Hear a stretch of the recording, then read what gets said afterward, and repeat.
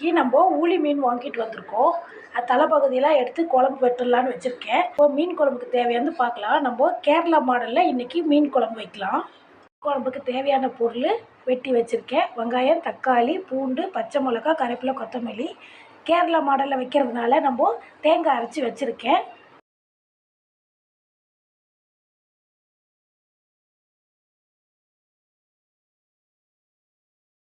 தேவைக்கு கொஞ்சம் மஞ்சள்தூள் போட்டுக்கலாம். தகுந்த மாதிரி மிளகாத்தூள் போட்டுக்கலாம். வீட்டு மிளகாத்தூள், உப்பு போட்டுக்கலாம். செஞ்சிடுச்சு. இப்போது நம்ம புளி கரைச்சி வச்சுருக்கோம் ஒரு கிளாஸு, அது ஊற்றிக்கலாம். இதில் இப்போ நம்ம மீன் போட்டுக்கலாம்.